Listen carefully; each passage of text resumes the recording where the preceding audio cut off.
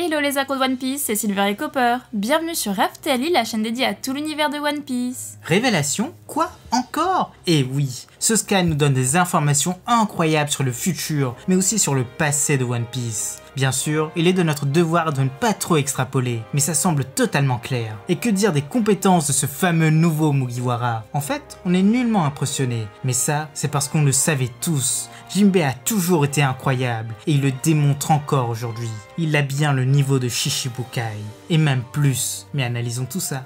Mais avant de commencer, on tient à s'excuser pour les retards qu'on prend sur les reviews. On les sort un peu plus tard, mais c'est à cause de quelques petits contretemps. Rien de bien grave, ne vous inquiétez pas. Mais vous êtes de plus en plus nombreux à les attendre, et surtout, à nous suivre. Et ça, c'est génial. Merci la grande flotte. Et toi, jeune pirate sans drapeau, rejoins-nous dans cette folle aventure. C'est aussi simple qu'un abonnement pour toi, et nous, ça nous aide énormément. Mais place à la vidéo. Allez, c'est parti!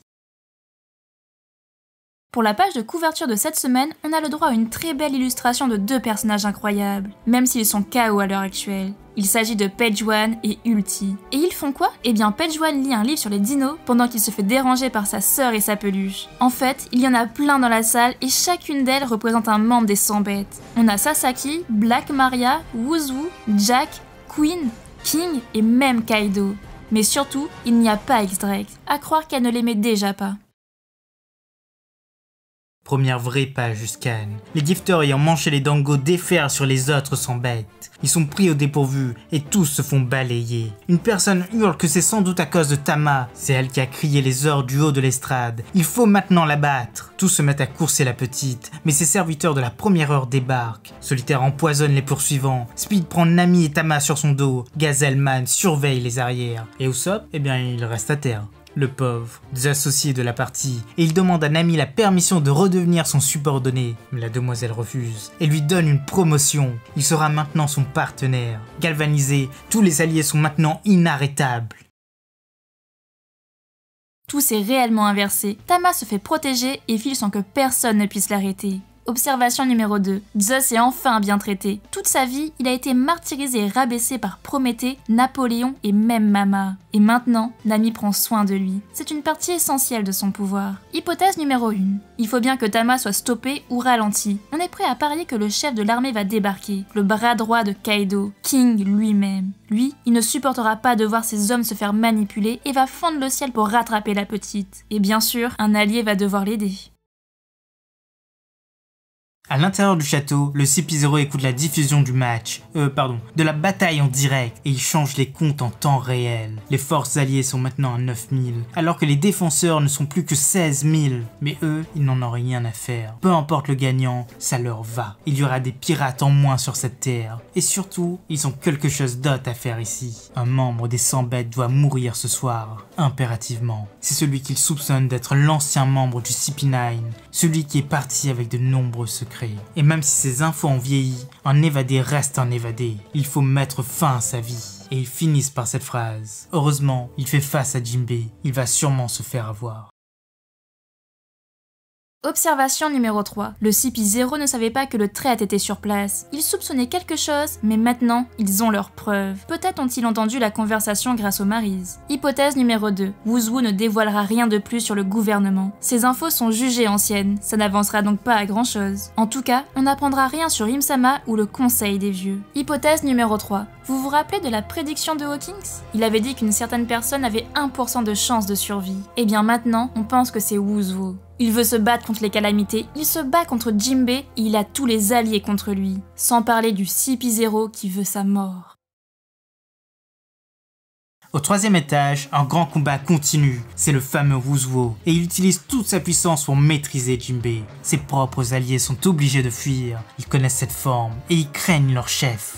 À coups de guépeau, le tigre se fraye un chemin vers le requin, tout en continuant son discours. Il en veut à Shanks, celui qui a dérobé le Gomu Gomu. C'est lui qui avait ce chapeau de paille à l'époque. Comme Luffy a ses deux attributs, il ne peut être que son héritier. Voilà pourquoi son but est de battre tous les membres de cet équipage. Les gagants de l'ennemi perforent tout sur leur passage, le sol, les alliés qui sont à l'étage inférieur. Même le haki de l'armement de Jinbei se fait transpercer. Et Wuzu lâche un pseudo-compliment, affirmant que pour un homme poisson, Jinbei bouge très bien sur terre. Mais celui-ci n'abandonne pas, il s'énerve même. Pour lui, ce n'est plus la mode de critiquer les hommes poissons. Et d'un coup, il arrête la morsure du tigre avant de le plaquer violemment au sol. Il enchaîne avec son Ushimizu, Wuzuo esquive aisément et repart à l'attaque. Mais encore une fois, il a une histoire à raconter.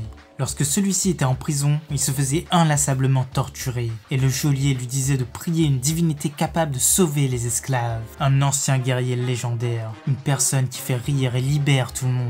Nika, le dieu soleil. Et lui, il veut connaître son secret. Pourquoi l'équipage du soleil se nomme ainsi? A-t-il un lien avec Nika? L'histoire de l'esclavage se confond avec ce drapeau. Ils ont forcément une relation, et il veut forcer Jinbei, l'ancien capitaine de cet équipage, à s'exprimer sur le sujet. Observation numéro 4. Nika, le dieu du soleil. Mais quelle révélation! Le grand libérateur des esclaves. Tout est enfin lié. On pensait que le nom des pirates du soleil était juste lié au fait que les hommes poissons voulaient avoir leur place à la surface, mais finalement non. Il y a une autre signification. Hypothèse numéro 4. Fisher Tiger a été torturé sur Marie-Joie. Il a dû entendre les autres détenus prier et espérer. Il a peut-être même entendu des brides plus précises de cette histoire. Et forcément, il a dû vouloir devenir Nika lui-même en libérant les esclaves. Mais on a une grosse théorie en préparation, donc un peu de patience. Observation numéro 5. Wuzu, c'est le personnage torturé. Il s'est passé tellement de choses dans sa vie qu'il en veut à tout le monde. Il cherche toujours des réponses à ses questions et fait tout pour que ça aille dans son sens. Il veut la place d'une calamité, il attaque X-Drake et maintenant, il s'en prend à Jinbei.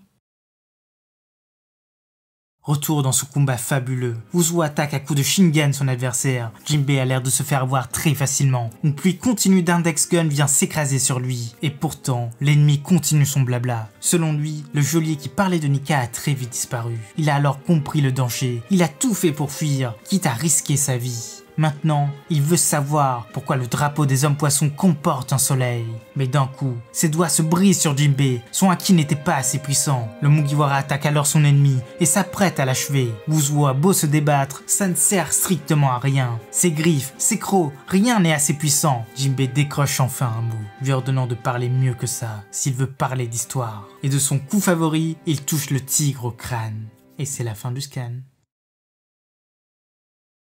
Observation numéro 6. Ça, c'est un beau scan de combat et en plus, on apprend plein de choses. Vous vous rendez compte? C'est vraiment parfait. Wuzu est définitivement un super personnage, puissant, charismatique, mystérieux et détenteur de certains secrets. On l'aime vraiment de plus en plus. Observation numéro 7. À la hauteur pour battre Jinbei? Eh bien non, on s'en doutait. Jinbei est sans doute au niveau de Jack, voire même de Queen. Un Tobiropo ne sera pas suffisant. Mais une chose nous intrigue, Wuzu est un génie. Il a inventé des techniques à distance magnifiques, et pourtant, il n'utilise pas l'index gun volant. Cette technique qu'on a déjà vue, ça lui aurait pourtant permis de ne pas perdre ses doigts. Hypothèse numéro 5. Wuzu ne va pas perdre tout de suite, c'est normal, il aura encore bien des choses à montrer. Enfin, on l'espère, sinon son combat serait bien trop express. En tout cas, il se permet de critiquer les hommes poissons. Pourtant, un de ses supérieurs en est un, Jack. Mais du coup, ça colle très bien. C'est sans doute lui qu'il veut battre pour avoir une promotion. Observation numéro 8.